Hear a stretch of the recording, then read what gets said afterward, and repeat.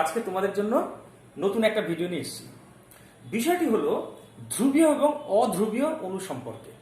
কিন্তু সবার প্রথমে আমি আগেকার পড়া একটু দেখাচ্ছি দ্বিমেরু ভ্রামক এবং ধ্রুবীয়তা।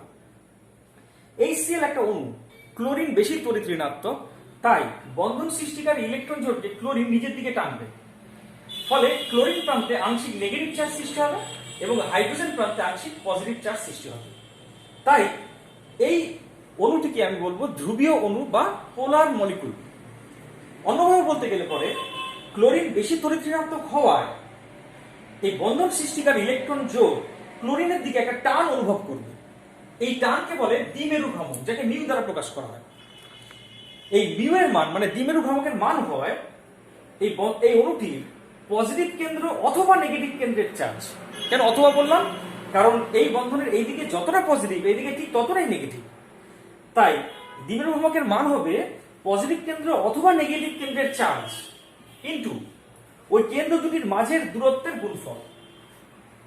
এখন যেহেতু এক্ষেত্রে চার্জের মানও আছে, দূরত্ব আছে, তাই মিউ এর একটা নির্দিষ্ট মান পাবো। অর্থাৎ দ্বিমেরু ভ্রামকের নির্দিষ্ট মান আছে, অর্থাৎ মিউ এর মান 0 নয়, মানে মিউ নট ইকুয়াল টু 0। যেহেতু এর দ্বিমেরু ভ্রামকের মান আছে, তাই HCl অণুকে বলবো ধ্রুবীয় অণু। একদম ইম্পর্টেন্ট কথা বলছি, একদম মনে রাখবে যে যদি কোনো একটি অণুর লব্ধি দ্বিমেরু ভ্রামকের মান থাকে, মানে 0 না হয়, তাহলে অণুটি হবে ধ্রুবীয়। এবার আসো ClCl মানে ক্লোরিন অণুর ক্ষেত্রে। দেখো, যেহেতু ক্লোরিন আর এই ক্লোরিন দুজনেরই তড়িৎ ঋণাত্মকতা সমান, তাই বন্ধন সৃষ্টিকারী ইলেকট্রন জোড় কোনো একটা নির্দিষ্ট দিকে সরবে না। তাই কোনো প্রান্ত পজিটিভ কোনো প্রান্ত নেগেটিভ এরকম সৃষ্টি হবে না। তাই এই অণুটি হবে অধ্রুবীয়। অন্যভাবে বলতে গেলে অণুটির যদি দ্বিমেরু ভ্রামকের কথা বলি, মিউ ইকুয়াল টু আমার জানা আছে চার্জ ইনটু বন্ধন দৈর্ঘ্য। কিন্তু এক্ষেত্রে যেহেতু কোনো প্রান্তে কোনো চার্জ নেই, তাই এখানে ই এর মান 0। তাই অণুটির দ্বিমেরু ভ্রামকের মানও 0 হবে। যেহেতু দ্বিমেরু ভ্রামকের মান 0, তাই ক্লোরিনকে আমি বলবো অধ্রুবীয়। এই কথাটা যেন মাথায় থাকে যে কোনো অণুর যে দ্বিমেরু ভ্রামকের মান মানে মিউ এর মান যদি থাকে, মানে 0 না হয়, তাহলে সেটা ধ্রুবীয়। আর যদি মিউ এর মান 0 হয়, অর্থাৎ দ্বিমেরু ভ্রামকের মান না থাকে, তাহলে অণুটি হবে অধ্রুবীয়। এটা তো গেল একটা দ্বিপরমাণু অণুর ক্ষেত্রে, মানে যেখানে একটাই বন্ড আছে। কিন্তু যদি এমন কোন অণু হয় যেখানে অনেকগুলি পরমাণু আছে এবং সেখানে অনেকগুলি বন্ধন আছে, যেমন ধরো BF3 বা CCl4, এ সমস্ত ক্ষেত্রে যে ভিন্ন ভিন্ন বন্ধনগুলি আছে তাদের প্রত্যেকটির জন্য আলাদা আলাদা আলাদা আলাদা বন্ধন ভ্রামক থাকবে এবং এই বন্ধন ভ্রামকগুলির লব্ধির মানই হবে অণুটির লব্ধি দ্বিমেরু ভ্রামক। বা অন্যভাবে বলতে গেলে এখানে যে BF3 কথা যদি ধরো, এখানে যে 3টে ভেক্টর কাজ করছে, এই 3টে ভেক্টরের লব্ধির মানই হবে অণুটির লব্ধি দ্বিমেরু ভ্রামক। বা CCl4 এর কথা যদি বলো, তাহলে এখানে 4টি CCl বন্ধন আছে, এই 4টে CCl বন্ধন ভ্রামকের লব্ধির মানই হবে CCl4 এর লব্ধি দ্বিমেরু ভ্রামক। এই লব্ধি দ্বিমেরু ভ্রামকের মান যদি এই সমস্ত ক্ষেত্রে 0 হয়, তাহলে অণুগুলি হবে অধ্রুবীয়। আর যদি লব্ধি দ্বিমেরু ভ্রামকের মান থাকে, অর্থাৎ 0 না হয়, তাহলে অণুগুলিকে বলবো ধ্রুবীয়। এখন আমরা বিভিন্ন অনেকগুলি অণুর ক্ষেত্রে আমি দেখব ধ্রুবীয়তা এবং অধ্রুবীয়তা, এবং দেখবো যে কোনটি ধ্রুবীয়, কোনটি অধ্রুবীয়, বা কোনটির ধ্রুবীয়তা বেশি, কোনটির কম, এই সম্পর্কে ডিটেলসে আলোচনা করব।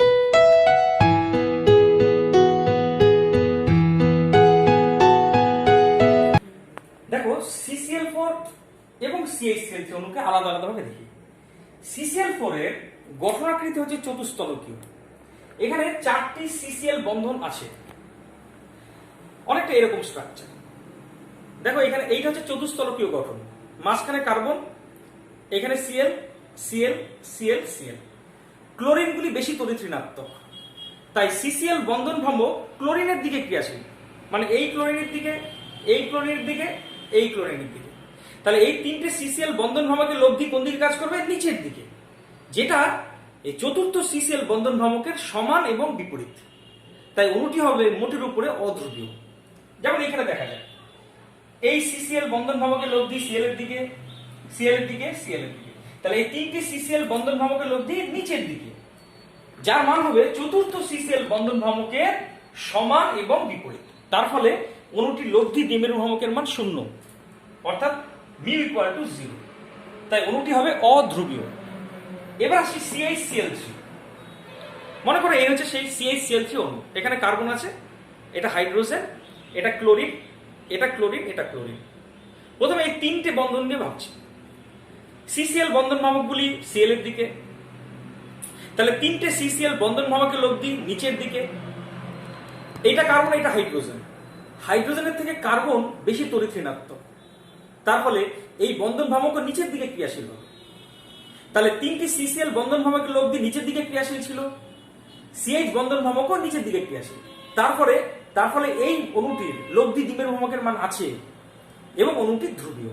ছবিতে দেখতে গেলে তিনটি CCl বন্ধন ভ্রামক, তাদের লব্ধি কোন দিকে ক্রিয়াশীল? নিচের দিকে। কার্বন হাইড্রোজেন বন্ধন ভ্রামকও নিচের দিকে ক্রিয়াশীল।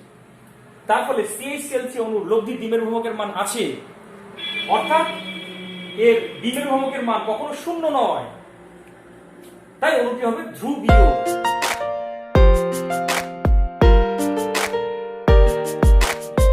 দেখো এবার বোরন ট্রাইফ্লোরাইড বা BF3 অণু, এর গঠনাকৃতি এরকম সমতলিক ত্রিভুজাকার।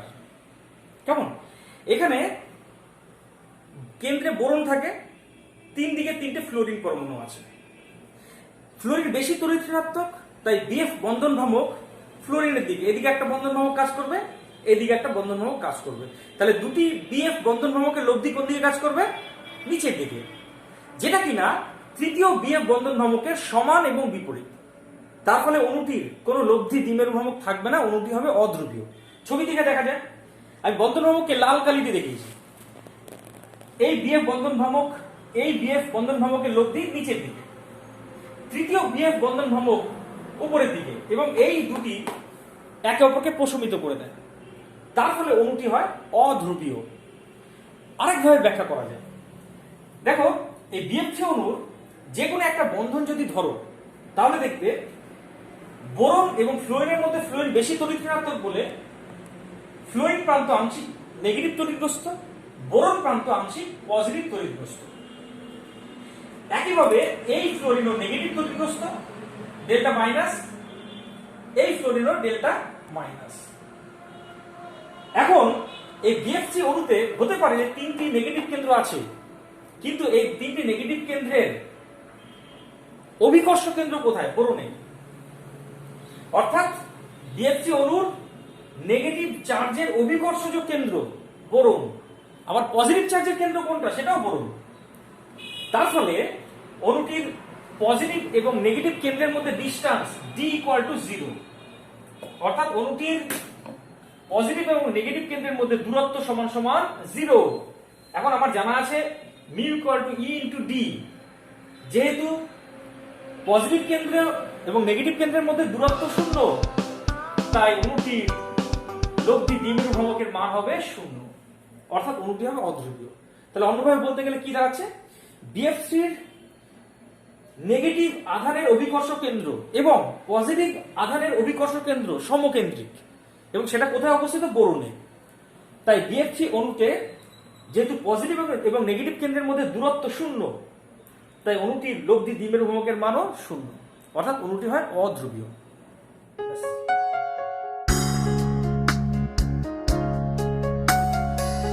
বেনজিন, বেনজিনের গঠনকে এভাবে দেখানো যায়। এখানে 6টি CH বন্ধন আছে, হাইড্রোজেনের থেকে কার্বন বেশি তড়িৎ ঋণাত্মক, তাই HC বন্ধন ভ্রামক কার্বনের দিকে ক্রিয়াশীল। দেখো লাল কালি দিয়ে দেখিয়েছি।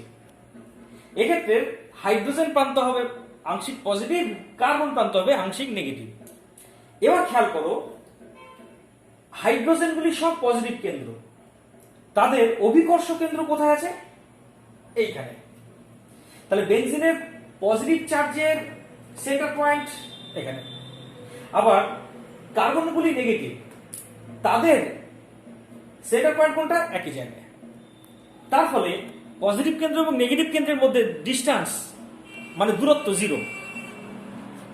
তাহলে আমি বলতে পারি যে বেনজিনের পজিটিভ আধানের অভিকর্ষ কেন্দ্র এখানে, নেগেটিভ আধানের অভিকর্ষ কেন্দ্র এখানে, এবং এটা ভাষা দিয়ে লিখতে গেলে পরে পজিটিভ চার্জ এবং নেগেটিভ চার্জ এর অভিকর্ষ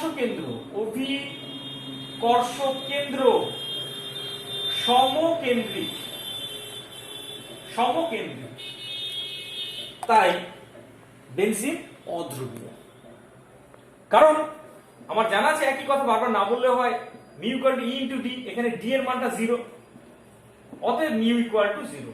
যেহেতু দ্বিমেরু ভ্রামক নেই, লব্ধি দ্বিমেরু ভ্রামক নেই, তাই বেনজিন হচ্ছে একটা অধ্রুবীয় অণু।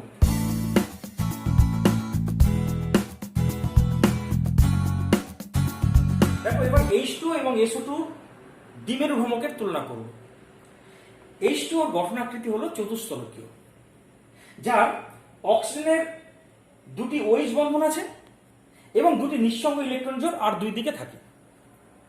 দুটি OH বন্ধন ভ্রামকের লব্ধি O এর দিকে ক্রিয়াশীল হবে, কারণ অক্সিজেন বেশি তড়িৎ ঋণাত্মক। আর একটা কথা মনে রাখবে, নিঃসঙ্গ ইলেকট্রন জোড় ভ্রামক সব সময় অক্সিজেনের বিপরীতে ক্রিয়াশীল হবে, মানে কেন্দ্রীয় পরমাণুর থেকে দূরের দিকে ক্রিয়াশীল হবে। তাহলে এই দুটি নিঃসঙ্গ ইলেকট্রন জোড় ভ্রামক, যেটা কিনা আমি লাল কালি দিয়ে দেখিয়েছি, তার লব্ধিটা এইদিকে ক্রিয়াশীল হবে। তার ফলে কি দেখতে পেলাম, দুটি HO বন্ধন ভ্রামকের লব্ধি, এই যে HO বন্ধন ভ্রামক তার লব্ধি যেদিকে ক্রিয়াশীল, দুটি নিঃসঙ্গ ইলেকট্রন জোড় ভ্রামক, মানে এক নিঃসঙ্গ ইলেকট্রন জোড় ভ্রামক, এক নিঃসঙ্গ ইলেকট্রন জোড় ভ্রামক, তার লব্ধিটাও মানে এটা একই দিকে ক্রিয়াশীল। তার ফলে H2 অণুর লব্ধি দ্বিমেরু ভ্রামক আছে এবং তার মান যথেষ্ট বেশি, তাই H2 হবে একটা ধ্রুবীয় অণু। আরেকবার এক্সপ্লেন করি। জলের দুটি HO বন্ধন ভ্রামকের লব্ধির মান যেদিকে ক্রিয়াশীল, দুটি নিঃসঙ্গ ইলেকট্রন জোড় ভ্রামকের লব্ধির মানও একই দিকে ক্রিয়াশীল হওয়ায় H2 অণুর লব্ধি দ্বিমেরু ভ্রামকের মান যথেষ্ট বেশি এবং H2 একটি ধ্রুবীয় অণু। এবার আসছি SO2 অণু। সালফারের থেকে অক্সিজেন বেশি তড়িৎ ঋণাত্মক, তার জন্য দেখো SO বন্ধন ভ্রামকটা তীর চিহ্ন দিয়ে এই দিকে দেখানো হয়েছে। তাহলে দুটি SO বন্ধন ভ্রামকের লব্ধি নিচের দিকে ক্রিয়াশীল হবে, আর নিঃসঙ্গ ইলেকট্রন জোড় ভ্রামক সবসময় উপরের দিকে ক্রিয়াশীল হবে এক্ষেত্রে। তাই এই দুটি SO বন্ধন ভ্রামকের লব্ধির মানকে নিঃসঙ্গ ইলেকট্রন জোড় ভ্রামক প্রশমিত করার চেষ্টা করবে, কিন্তু পুরোপুরি প্রশমিত হবে না। প্রশমিত হতো যদি এখানে একটা অক্সিজেন থাকতো, মানে SO3 এর ক্ষেত্রে দেখা যায় SO3 অধ্রুবীয় হয়, তো এখানে তো আর অক্সিজেন নেই, এখানে আছে নিঃসঙ্গ ইলেকট্রন জোড়। তাই এই নিঃসঙ্গ ইলেকট্রন জোড় ভ্রামক দুটি SO বন্ধন দ্বারা সৃষ্ট ভ্রামককে পুরোপুরি প্রশমিত করতে পারে না। তাই এর লব্ধি দ্বিমেরু ভ্রামকের মান আছে, তবে তার মান খুবই কম। অর্থাৎ SO2 এর লব্ধি দ্বিমেরু ভ্রামকের মান আছে, তাই SO2 একটি ধ্রুবীয় অণু, তবে এর ধ্রুবীয়তার মান খুবই কম। কেন বুঝতেই পারছো, কারণ দুটি SO বন্ধন ভ্রামকের লব্ধির মান যেদিকে ক্রিয়াশীল হলো, নিঃসঙ্গ ইলেকট্রন জোড় ভ্রামক তার বিপরীতে ক্রিয়াশীল হয়ে এই লব্ধি মানটাকে অনেকটা কমিয়ে দেয়। তার ফলে SO2 এর লব্ধি দ্বিমেরু ভ্রামকের মান অনেকটা কমে যায়। তাই H2O অপেক্ষা SO2 এর লব্ধি দ্বিমেরু ভ্রামকের মান কম, তাই SO2 কম ধ্রুবীয়। H2 অপেক্ষা SO2 কম ধ্রুবীয়।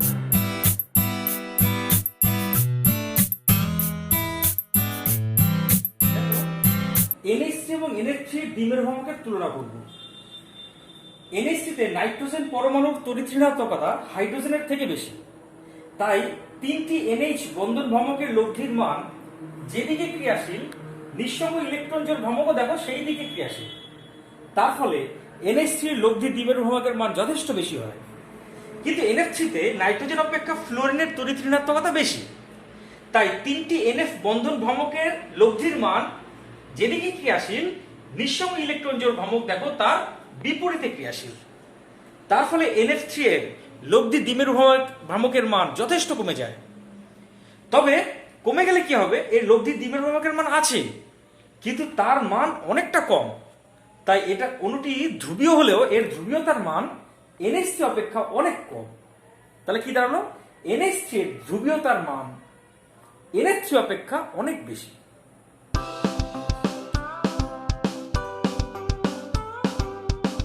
এবার CO অণুর ধ্রুবীয়তার বিচার করব। দেখো কার্বনের থেকে অক্সিজেন অনেক বেশি তড়িৎ ঋণাত্মক, তাই আশা করা হয় যে কার্বন মনোক্সাইডের ধ্রুবীয়তার মান খুব বেশি হবে, কিন্তু বাস্তব পক্ষে কার্বন মনোক্সাইডের ধ্রুবীয়তার মান খুবই কম। কেন কারণ এক্সপ্লেন করছি।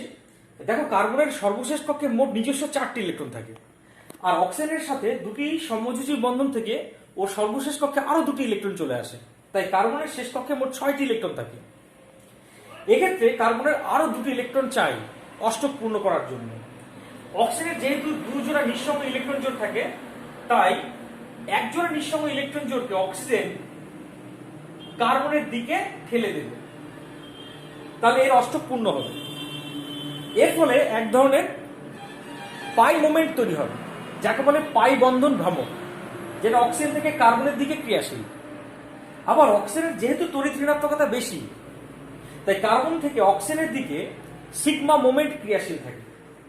সিগমা মোমেন্ট, তাহলে উপরেরটা ছিল পাই মোমেন্ট, লিখলাম পাই মোমেন্ট, আর এইটা হলো সিগমা মোমেন্ট। সিগমা মোমেন্ট সৃষ্টি হলো অক্সিজেন বেশি তড়িৎ ঋণাত্মক কার্বনের থেকে, তাই এবং সেই সিগমা মোমেন্ট পাই মোমেন্টের বিপরীতে ক্রিয়াশীল হওয়ায় কার্বন মনোক্সাইডের লব্ধি দ্বিমেরু ভ্রামকের মান অনেকটা কমে যায়। তাই কার্বন মনোক্সাইড ধ্রুবীয় হলেও এর ধ্রুবীয়তার মান খুবই কম।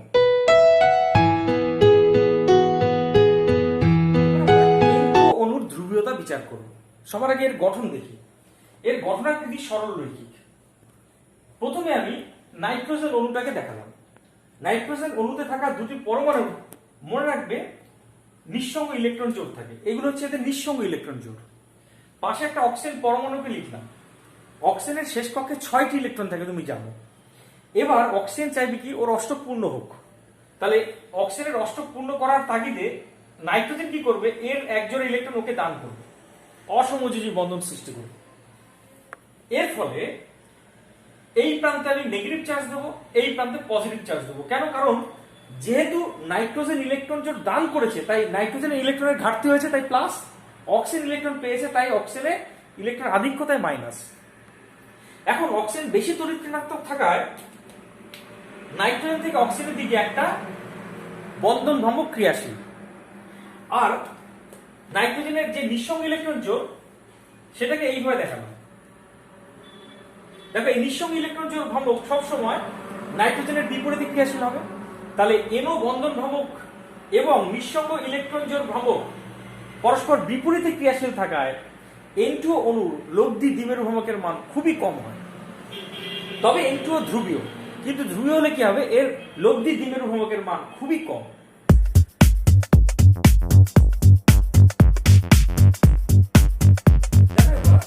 অর্থ, মেটা ও প্যারা ডাইক্লোরোবেনজিনের দ্বিমেরু ভ্রামকের তুলনা করব। সবার আগে আমরা জানবো অর্থ, মেটা ও প্যারা অবস্থান কোনটা। মনে করো এটা হচ্ছে বেনজিনকে আমি লিখেছি। এক্স যে কোনো একটা গ্রুপ, এক্স এর সাপেক্ষে এই 2টি অবস্থানকে বলে অর্থ অবস্থান, এই দুটো অবস্থানকে বলে মেটা অবস্থান, এবং এই অবস্থানটাকে বলে প্যারা অবস্থান। তাহলে এই ক্লোরিনের সাপেক্ষে এটা অর্থ অবস্থান, তাই এটাকে বলবো অর্থ ডাইক্লোরোবেনজিন।